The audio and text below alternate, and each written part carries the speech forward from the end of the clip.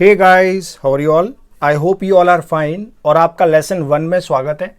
उम्मीद है आपने इंट्रोडक्शन का लेसन जरूर देख लिया होगा। अगर आपने नहीं देखा है तो आप मेरे चैनल पर जाइएगा, वहाँ पर मैंने प्लेलिस्ट बना दी है करंट अफेयर के नाम से, तो वो आप ज़रूर देख लीजिए। सारे इंपॉर्टेंट लेसन आपको उसी सीरीज़ में मिलेंगे। तो आज से हम स्टार्ट कर रहे हैं अपना ये पर्टिकुलर करंट अफेयर का कोर्स। इंपॉर्टेंट करंट अफेयर्स हम लोग कवर करेंगे। अगर आपको मेरे द्वारा बनाया गया वीडियो अच्छा लगता है तो वीडियो को लाइक करिएगा, शेयर करिएगा, और अगर अब तक आपने चैनल को सब्सक्राइब नहीं किया है तो ज़रूर सब्सक्राइब कर लीजिए। बेल आइकन दबा देना साथ में, जिससे मैं कोई वीडियो ऐड करूँगा तो आपको उसका नोटिफिकेशन मिल जाएगा। कोई डाउट है, कोई कन्फ्यूजन, आप ज़रूर मेरे से कमेंट में पूछ सकते हैं, या आप मुझे ईमेल कर सकते हैं। इंस्टाग्राम पर मुझे आप बता सकते हैं। सारे लिंक मैंने डिस्क्रिप्शन में नीचे दे दिए, वहाँ से आप मुझे फॉलो कर लेना। तो आज का हमारा सबसे पहला टॉपिक है दोस्तों, प्रवासी भारतीय दिवस के बारे में। क्या होता है ये प्रवासी भारतीय दिवस? प्रवासी भारतीय दिवस मतलब होता है जो एनआरआई लोग हैं, जो भारत से बाहर रह रहे हैं, उनको फैसिलिटेट किया जाता है, उनका स्वागत किया जाता है, उनको एक तरह से मोटिवेट किया जाता है। ठीक है, तो इसके लिए बनाया जाता है प्रवासी भारतीय दिवस। तो क्यों मनाया जाता है ये? आपको पता होगा कि 20th सेंचुरी की स्टार्टिंग में जब गांधी जी भारत आए थे, तो गांधी जी एक एनआरआई थे, प्रवासी थे, प्रवासी भारतीय थे। तो जब वो 9 जनवरी को इंडिया में आते हैं, उस दिन को ही हम लोग प्रवासी भारतीय दिवस के नाम से मनाया जाता है। तो इसके बारे में थोड़ी बातें हम लोग जान लेते हैं, ये क्या होता है, क्या क्या चीज़ें इसमें इंपॉर्टेंट है। सबसे पहले इसको ऑर्गेनाइज किया जाता है हर 2 साल में। इंपॉर्टेंट पॉइंट तो यही मिल गया आपको। इसको ऑर्गेनाइज किया जाता है हर 2 साल में। एंड किस लिए? To establish the relation with NRIs. जो एनआरआईज हैं, जो इंडियंस हैं, जो बाहर रह रहे हैं हमारे देश के, लेकिन है Indian, they are holding the passport of India, उनके संग रिलेशन अच्छे बने रहे हमारे, उनसे रिकनेक्ट हो सकें, उनको इंडिया से रिकनेक्ट कर सकें। जिस तरह से जो कट जाते हैं इंडिया से, बाहर रह के इंडिया आना कम कर देते, तो उनका आना जाना लगा रहे, उनसे बातचीत होती रहे। इस चीज़ के लिए हम लोग प्रवासी भारतीय दिवस हर 2 साल में एक बार मनाते हैं। ठीक है। एंड ओन्ड विद द प्रवासी भारतीय सम्मान। इसमें उन्हें सम्मान दिया जाता है, एनआरआईज को प्रवासी भारतीय सम्मान के नाम से उसे जाना जाता है। इसको दोस्तों स्टार्ट किया गया था 2003 में। टू गेट अचीवमेंट इंडियंस, यानी कि जो इंडियंस, जो एनआरआईज है, उन्होंने जो भी अचीवमेंट पाए हैं अपने, उनको एक फैसिलिटेट करने के लिए, उनको अवार्ड देने के लिए इसको स्टार्ट किया गया था। अभी जो 2019 में वो 15वां प्रवासी भारतीय दिवस हुआ है। इसको 9 जनवरी, वैसे 9 जनवरी को होता है हर 2 साल में, लेकिन इसको 9 जनवरी को ना करके 21 से 23 जनवरी तक चला, क्योंकि इसको साथ में चलाया गया था कुंभ मेले के साथ में, कि जो लोग आएंगे वो कुंभ का मेला भी घूम लेंगे। इसीलिए इसको 9 जनवरी को सेलिब्रेट नहीं किया, 21 से 23 जनवरी के बीच में इसको सेलिब्रेट किया गया। थीम क्या थी? थीम थी the role of Indian diaspora. Diaspora मतलब जो एनआरआई हैं। The role of Indian diaspora in building new India. तो ये सारे पॉइंट्स आपको याद रखने हैं। इंपॉर्टेंट पॉइंट ये है कि इसे 2 साल में एक बार मनाया जाता है। इस साल की थीम क्या है? और इस साल इसको 9 जनवरी को नहीं बनाया गया, इसको बनाया गया 21 से 23 जनवरी के बीच में, क्योंकि कुंभ मेले के साथ में इसको मिला दिया गया था। तो उम्मीद आपको समझ में आया होगा प्रवासी भारतीय दिवस क्या होता है। इस स्लाइड को बार बार रिवाइज करिए, इसी में से क्वेश्चन आएगा, बाहर से क्वेश्चन नहीं आएगा। अगला दोस्तों हमारा टॉपिक आता है गाफा टैक्स। गाफा का मतलब यहाँ पर क्या है? टैक्स तो आप जानते हैं। गाफा का मतलब यहाँ पर 3 कंपनी है बड़ी, Google, Apple, Facebook and Amazon. ये जो कंपनीज हैं, ये पूरी दुनिया में अलग अलग देशों में सेटल्ड हैं और वहाँ से ये पैसा कमाती हैं। तो ये जो तीनों कंपनीज हैं, इन पर टैक्स लगाया गया है। और किसने लगाया है? इसको इंट्रोड्यूस किया है फ्रांस ने। तो पहला इंपॉर्टेंट क्वेश्चन यही बनता है, GAFA tax introduced by whom? It is introduced by France. तो इंट्रोड्यूस बाय फ्रांस किन पर? गूगल, एप्पल, फेसबुक और अमेजन पर। क्यों किया गया है? Because they were having the huge profit. इनको काफ़ी प्रॉफिट हो रहा था फ्रांस में, इसीलिए उन्होंने कहा कि आप हमारे देश में हमारे लोगों को अपना प्रोडक्ट बेच के या सर्विस देकर प्रॉफिट कमा रहे हो, और आप उसका हिस्सा हमें नहीं दे रहे हो। इसीलिए इन जो 4 बड़ी कंपनी है, इस पर टैक्स लगाया गया, और इस टैक्स का नाम ही हमारा क्या था? गाफा टैक्स। कितना होगा ये टैक्स? जो भी इनका कंपनियों का अलग अलग एनुअल रेवेन्यू होगा, उसका 3%। ये जो होगा brick and mortar business model पे काम करेगा, where regulation can be done but not possible with the online companies. Online companies के साथ ये पॉसिबल नहीं हो पाता है, ठीक है, तो ये याद रखिएगा गाफा का। अगला है टोकेनाइजेशन। टोकेनाइजेशन क्या होता है? टोकेनाइजेशन के लिए पहली पॉइंट तो यही याद रखना है कि टोकेनाइजेशन किसने स्टार्ट किया? आरबीआई ने स्टार्ट किया, रिजर्व बैंक ऑफ इंडिया। इसके बाद ये जो टोकेनाइजेशन है ये क्या करेगा? This is going to replace all the card detail whatever you give while doing the transaction online. यानी कि आप जब कुछ ऑनलाइन परचेस करते हैं, कुछ भी ऑनलाइन काम करते हैं, या ऑनलाइन आप कोई भी पैसे का लेन देन करते हैं, तो आपने कार्ड डिटेल डालते हैं ना, कार्ड नंबर डालेंगे, सीवीवी नंबर डालेंगे, फिर ओटीपी आएगा, फिर ओटीपी डाला जाएगा, तो ये काफ़ी इनसिक्योर होता है। इस चीज़ को हटाने के लिए आरबीआई लेके आया tokenisation. So this tokenisation is going to replace card details with a code called token. इसमें कार्ड डिटेल आपको नहीं डालनी पड़ेगी, आपको एक कोड दिया जाएगा। ये जो कोड होगा, ये जो कोड है, ये आपको उस पर्सन को देना है जिससे आपके संग ट्रांजेक्शन आप कर रहे हैं। आपको कार्ड डिटेल नहीं देनी जरूरत है, कोड देना है, और ये जो कोड होगा ये वो पर्सन लेगा, वो वेरीफाई करवाएगा और बाद में आपका ट्रांजेक्शन हो जाएगा। समझे आप टोकनाइजेशन क्या है? यानी कि आपको एक टोकन दिया जाएगा instead of using your card details. क्या होगा इससे? This is going to improve the safety and security of the payment, और ये यूजफुल होगा पीओएस, जो मशीन होती है पीओएस की, उसके लिए, और जो क्यूआर कोड है उसके लिए। अब देखते हैं एग्जैक्टली ये टोकनाइजेशन काम कैसे करता है। यहाँ पर आप देखिए, यहाँ पर स्टेप बाय स्टेप समझाया गया है कैसे काम करता है। यहाँ पर आप हैं या कोई कस्टमर है, उसको पेमेंट करना है, तो पहले उसके फ़ोन में एक टोकन जनरेट होगा। ये जो टोकन जनरेट हुआ ये जाएगा मर्चेंट की मशीन के थ्रू मर्चेंट के पास। ये जो मर्चेंट है इसको भेजेगा नेटवर्क में, और ये जो नेटवर्क है ये भेजेगा इसको टोकन वॉल्ट में। टोकन वॉल्ट में क्या होगा? यहाँ पर ये जो इसको वेरीफाई किया जाएगा कस्टमर के, बेसिकली देखा जाएगा कि ये कस्टमर के अकाउंट से बिलोंग करता है या नहीं करता।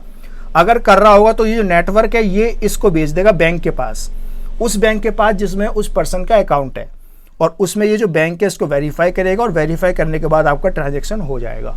इस पूरे ट्रांजैक्शन में, सभी स्टेप में कहीं पर भी आपको कार्ड की डिटेल देने की जरूरत नहीं है, टोकन देना है। वो टोकन वेरीफाई किया जाएगा बैंक के द्वारा, नेटवर्क भेजेगा बैंक को और बैंक इसको वेरीफाई कर देगा। तो ये होता है टोकनाइजेशन, याद रखिएगा, इंपॉर्टेंट है सारी चीज़ें। अगला आता है बाइलेटरल स्वैप एग्रीमेंट। बाइलेटरल मतलब दो, स्वैप मतलब आपस में बदल देना। तो दो देश हैं, एक है इंडिया और एक है जापान। इंडिया और जापान ने मिलकर एक एग्रीमेंट साइन किया जिसका नाम है बाइलेटरल स्वैप एग्रीमेंट। इसका मतलब, इसका पर्पस क्या है? इसमें जो दोनों कंट्रीज है, इंडिया का रुपीज़ और जो येन है वहाँ का जापान का, वो दोनों आपस में अपनी करेंसी को स्वैप करेंगे। तो this is the mutual cooperation between India and Japan to solve the balance of payment crisis. यानी कि बीओपी के क्राइसिस को सॉल्व करने के लिए इंडिया और जापान आपस में म्यूचुअल कॉपरेशन कर रहे हैं। अपनी जो करेंसी जब आपस में बदल लेंगे, आप हमारी करेंसी रख लो, हम आपकी करेंसी रख लेंगे, इसको बोलते हैं बाइलेटरल स्वैप एग्रीमेंट। तो पहला पॉइंट याद रखिएगा, किसके संग है? ये जापान के संग है। So countries of each other can be the currencies of, ये करेंसीज होगा, currencies of each other can be swapped when facing difficulties. यानी कि दोनों आपस में अपनी करेंसी को स्वैप कर सकते हैं, बदल सकते हैं अगर उन्हें डिफिकल्टीज होती है। मतलब हमारी करेंसी आप रख लीजिए, आपकी हम रख लेंगे, और इस तरह से उनका जो ट्रेड है वो चलता रहेगा। This enable agreement amount of capital being able to tap for use. यानी कि इसको आप आराम से कहीं भी किसी भी तरीके से इसको यूज किया जा सकता है। A currency swap between two countries is an agreement. क्या होता है करेंसी स्वैप? ये एक एग्रीमेंट होता है दो कंट्री के बीच में। बाइलेटरल मतलब भी दो होता है। क्या होता है? इसमें आपस में वो अपनी करेंसी को एक्सचेंज करते हैं टर्म्स एंड कंडीशन के ऊपर। तो याद रखिएगा बाइलेटरल स्वैप एग्रीमेंट क्या है, किस कंट्री के साथ हमने इस एग्रीमेंट किया है, सब बातें आपको याद रखनी है। अगला दोस्तों टॉपिक आता है जो न्यूज़ में रहा है, वो है जीएस टेट के बारे में, या फिर जीएसटी एटी के बारे में। फुल फॉर्म इसकी है goods and services tax appellate tribunal. आपको पता चल गया होगा ये जीएसटी से रिलेटेड एक ट्रिब्यूनल है। क्या है इसके बारे में थोड़ा जान लेते हैं। ये जो है इसको अप्रूवल एक रिसेंटली गवर्नमेंट ने इसकी नेशनल ब्रांच के लिए अप्रूवल दिया है, इसलिए ये न्यूज़ में आया था। किस लिए है ये? For the GST law forum for dispute resolution. जो सेंट्रल और स्टेट के बीच में डिस्प्यूट हो जाता है जीएसटी को लेकर। आपको पता होगा जब जीएसटी रूल आउट किया गया, जब जीएसटी को बेसिकली लाया गया उसमें इफेक्ट में, तो बेसिकली वहाँ हुआ क्या था? हुआ ये था कि स्टेट्स ने इसको ऑब्जेक्शन किया भाई कि भाई हम तो इतना, हमारा तो एक बेसिकली टैक्स कट रहा है। तो सेंट्रल गवर्नमेंट ने बोला ठीक है हम आपको कंपनसेट करेंगे 5 साल तक। तो अगर कोई इनके बीच में डिस्प्यूट होगा, उस डिस्प्यूट को सुनने के लिए ये बनाया गया है जीएस टेट। याद रखिएगा, this is the first common forum for dispute resolution between centre and the state. ये पहला एक कॉमन फोरम बनाया गया है। और ये जो जीएस टेट है, this is the form of second appeal. First appeal नहीं है, ये कॉमन फोरम पहला है, लेकिन ये सेकंड अपील के लिए। तो फर्स्ट अपील क्या है? पहले सबसे पहले अपील इंसान कहाँ करेगा? फर्स्ट अपील की जाएगी appellate authority under the CGST and SGST. यानी कि जीएसटी लागू करते वक्त जो एक्ट पास किए गए थे वो था सीजीएसटी और एसजीएसटी। बेसिकली यही तो भाई जीएसटी के अंदर यही तो बनाया गया, सीजीएसटी, एसजीएसटी, आईजीएसटी। तो सीजीएसटी और एसजीएसटी के साथ साथ इस एक्ट में एपेलेट अथॉरिटी बनाई गई थी। This will be the first authority और द फर्स्ट अपील। सबसे पहले अगर डिस्प्यूट होगा तो यहां पर अपील करेंगे, उसके बाद अपील की जाएगी इसमें। तो याद रखिएगा, जीएस टेट जो है वो सेकंड अपील के लिए है, जीएसटी डिस्प्यूट के लिए। अगर स्टेट और सेंट्रल के बीच में कभी डिस्प्यूट होता है, किसी भी स्टेट और सेंट्रल के बीच में, तो पहले वो जाएंगे एपेलेट अथॉरिटी के पास और उसके बाद वो आएंगे जीएस टेट के पास। तो उम्मीद है आपको समझ में आया होगा जीएस टेट क्या है, काफ़ी इंपॉर्टेंट है, याद रखिएगा। अगला दोस्तों टॉपिक आता है परिवेश के बारे में। परिवेश एनवायरनमेंट का काफ़ी इंपॉर्टेंट टॉपिक है। तो बेसिकली परिवेश क्या है, पहले तो फुल फॉर्म समझिए। परिवेश की फुल फॉर्म होती है proactive responsive facilitation by interactive and environmental single window hub.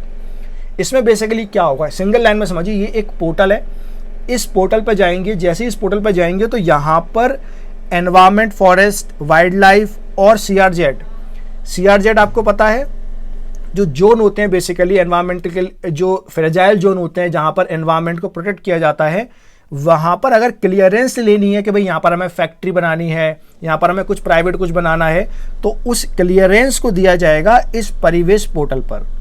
समझ में आया? परिवेश पोर्टल क्या है? इसमें इन सभी चीज़ों के लिए, फॉरेस्ट के जो एनवायरनमेंट, फॉरेस्ट में अगर डिग्रेड कर रहा है कोई, या वहाँ पर पेड़ को काटा जा रहा है, वहाँ पर कोई इंफ्रास्ट्रक्चर बनाना है, तो उसके लिए यहाँ पर क्या दिया जाएगा, वहाँ पर क्लियरेंस मिलेगा। So everything will be done by the ministry of environment and forest climate change.